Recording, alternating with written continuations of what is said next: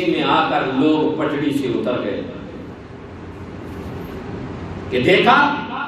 اہل سنت شرک کر رہے ہیں، جو چیزیں رب دیتا ہے وہ انہوں نے نبیوں میں بھی ڈال دی، ولیوں میں بھی ڈال دی، اور سب سے بڑا ظلم یہ کہ ایک عام گناہگار بندے کے اندر بھی یہ ڈال دیتے ہیں۔ اب آپ مجھے بتائیے کہ اللہ تعالیٰ نے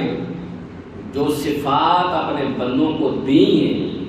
وہ ماننا شرک نہیں، اس نے خود عطا کی ہیں، عطا کردہ ہے، اور الحمدللہ ہم جب بھی کہتے ہیں یہی ہمارا عقیدہ ہے کہ ان کی اپنی نہیں، اگر نبیوں کے پاس کوئی طاقت کوئی اختیار ہے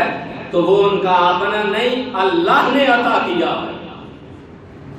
تو اللہ اس پہ اختیار رکھتا ہے، وہ جس کو جو چاہے عطا کر سکتا ہے۔ اب میں لمبی بات میں نہیں پڑھتا، اللہ تعالیٰ دیکھتا ہے، بولو اس نے یہ طاقت مجھے اور آپ کو دی، ہم دیکھتے ہیں تو پھر تو شرک ہو گیا نا، ہم تو مشرک ہو گئے۔ جو صفات اللہ کی ہے وہ ہم نے نبھائی جا رہی ہے، معاذ اللہ استغفر اللہ، کیا ہم پھر مشرک ٹھہرے؟ آپ کیا کہیں گے؟ نہیں، یہ اللہ نے ہمیں عطا کی ہے، اللہ دیکھتا ہے، اس کی کوئی حد نہیں، وہ لامحدود ہے۔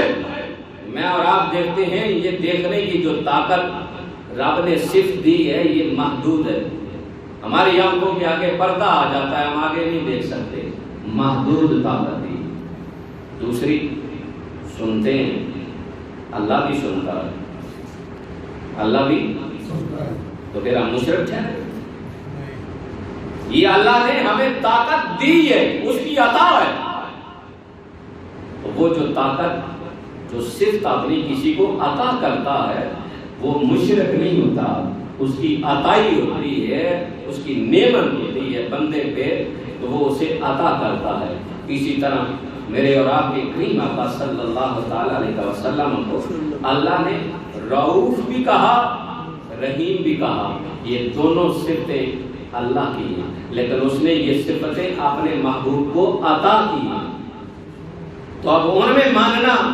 یہ مشرک نہیں بلکہ اللہ کا پسندیدہ ہے کہ اس نے اپنے بندوں کو یہ عطا فرمائی ہے۔ تو اس لیے ذات کے اندر اور صفات کے اندر کسی دوسرے کو شامل کرنا یہ شرک کہلاتا ہے۔